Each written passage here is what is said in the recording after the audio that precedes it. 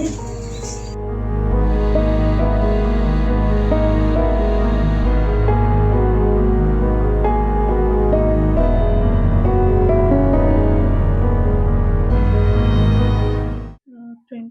February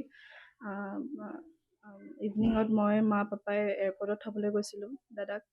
সেইটোৱে last meat আমাৰ।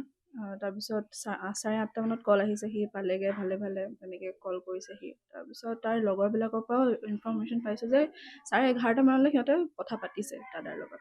তাৰপিছত কি হৈছে নাজানো। আমি 26 ফেব্ৰুৱাৰী ৰাতিপুৱা 7টা-8টা মানৰ পৰা আমাৰ তাত কল আহিছিল, আমি উঠাব নোৱাৰিলোঁ। 9টা-10টা মানত আমি গম পালোঁ যে শ্লিপ হৈ পেলাই দাদা পৰিলে আৰু ডেথ। আমি ফাৰ্ষ্ট এইটোৱে গম পাইছোঁ যে দুজন লগৰ আছিলে। আমি প্ৰথম ছাছপেক্ট কৰিছোঁ যে হয়তো জেলেচি, কাৰণ দাদাৰ ওচৰত ভাল পেচেণ্ট আহিছিলে, ওড়িশাৰ মানুহে খুব ভাল পাইছিলে দাদাৰ কামখিনি। গতিকে ফাৰ্ষ্ট ছাছপেক্ট লগৰ দুজনে আছিলে যে তেওঁলোকে হয়তো জেলেচিত তেওঁ হয়তো ধাক্কা দিছে আৰু কৈছে শ্লিপ হৈ পৰিছে। তাৰপিছত সন্ধিয়া এটা লগৰ কল আহিলে, ক'লে কি মালিকজন খুব এটা ভাল মানুহ নহয়, মালিকজন মাফিয়াৰ লগত জড়িত আছে, নিজেও নে মাফিয়া, তেনেকুৱা টাইপৰ কথা ক'লে। আৰু কৈছে কি নিজৰ এক্স ৱাইফক প্ৰপাৰ্টিৰ কাৰণে মাৰি দিছে, ইভেন দ' ল'ৰা ছোৱালী আছিলে, ৱাইফক মাৰিলে আৰু ছুইচাইড বুলি ডিক্লেয়াৰ কৰি দিছে। আৰু সেইখিনি জেগাত মানে মাৰ্ডাৰ হৈ থাকে, সেইটো গম পোৱা গ'ল। এইটো এৰিয়াটো ভাল নহয়। অলাদপুৰ, কটক, ওড়িশা যোনটো কটক বুলি কয় সেইটো জেগাত আছিলে। কবিতা কমপ্লেক্স বুলি কয় সেই প্লেচটো। তাৰপিছত সিমানখিনিয়ে। আৰু মালিকৰ ওপৰত ছাছপেক্ট এইকাৰণে মেইনলি আহিছে কাৰণ মালিকে CCTV কেমেৰা, ইভেন দ' 15টা বা 20টা CCTV কেমেৰা আছে, আৰু এভৰি মুমেণ্টত মালিকে সদায় চাই থাকে যে অ'ত গৈছা ত'ত নাযাবা, এনেকৈ কল কৰি দিয়ে।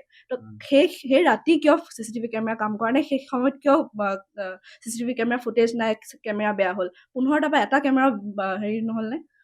আৰু ৰিচেণ্টলি গম পালোঁ, পাপাহঁত তাতে গৈছে উৰিষ্যা, গম পালোঁ যে না দাদাৰ মাথা ফাটিছে, না ভৰি কিবা ফ্ৰেকচাৰ হৈছে, যিহেতু 2nd ফ্ল'ৰৰ পৰা পৰিছে বুলি কোৱা গৈছে। আৰু হয়তো ফ্ৰেকচাৰ হ'ব লাগিছিলে। আমিতো ফাৰ্ষ্ট ভাবিছোঁ যদি 2nd ফ্ল'ৰৰ পৰা পৰিছে হয়তো ফ্ৰেকচাৰ হ'ব লাগিছিলে, ডেথটো হ'বই নালাগিছিলে। কিন্তু এতিয়া গম পাইছোঁ যে ফ্ৰেকচাৰো হোৱা নাই আৰু মাথাত একো কষ্টও পোৱা নাই, জাষ্ট নাকেদি ব্লিডিং হৈছে। তো দাদাক পয়জন দি খাদ্যত মিহলোৱা গৈছে, আৰু সেইটো ইনভেষ্টিগেশ্যন হ'ব লাগে। মই পুলিচ প্ৰশাসন আৰু আমাৰ অনাৰেবল চিফ মিনিষ্টাৰক মই হাতযোৰ কৰি মই অনুৰোধ জনাইছোঁ যে ভালদৰে ইনভেষ্টিগেশ্যন হওক, আমাৰ নৰ্থ ইষ্টৰ ল'ৰা ছোৱালী পঢ়িব যাওক হওক বা কাম কৰিব যাওক। সদায় এনেকুৱা কেছ আমি সদায় শুনিবলৈ পাই আছোঁ। আমি কিমান দিন আৰু এইবোৰ ধৈৰ্য ধৰি এইবিলাক কেছ শুনি থাকিম?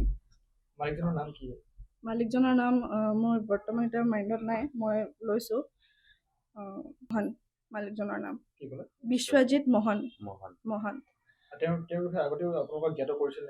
নাই, কেতিয়াও কৰা নাছিল। খালি এয়াৰপৰ্টত থাকোঁতে 25th যোনদিনাখন থ'বলৈ গৈছিলোঁ, কিয় নাজানো সি কৈ আছিলে মানে যে মালিকজন এনেকুৱা। মই বোলো চাইকো নেকি মানুহজন, এনেকুৱা টাইপৰ ক'লো মই ভাবিছোঁ এনেই সি ষ্টৰি কৈ আছে চাগে। কিন্তু তেতিয়া এনেকুৱা ফিল হ'ল যে মালিকৰ লগত হয়তো সি কিবা তৰ্ক বেচা লাগিছিল, আৰু মালিকে মানে হয়তো ইগত আহি, যিহেতু সি নিজৰ ৱাইফকে মাৰিব পাৰিছে।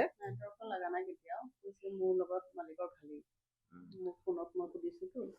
কিমান বছৰ ধৰি আছিলে উৰিষ্যাত? তাৰ 2.5 বছৰ হৈছে। ইণ্টাৰ্ণশ্বিপ তাত 6 মাহ কৰিলে, তাৰপিছত মানে তাতে পেচেণ্ট চাইছে। ষ্ট্ৰক পেচেণ্টবিলাক তাৰ হাতত পটককৈ ভাল হয় কাৰণে তাক মানুহে এৰিয়ে নিদিয়ে। পেচেণ্টবিলাকে ফোন কৰি থাকে, ঘৰত আহিলেও আহক আহক। মই মানে কৈছোঁ আৰু যাব নালাগে, এই 3 মাহ তুমি থাকি যোৱা। সি কৈছে PG কৰিম যেতিয়া আৰু 3 মাহ তাত থাকোঁ। হত্যাকাণ্ডই কোনোবাই ষড়যন্ত্ৰ কৰি হত্যা কৰিছে। FIR দিছে। এতিয়া উচিত শিক্ষা পাব। মালিকজনক কিবা আটক কৰা কিবা কিবি গম পাইছে নেকি? নাই।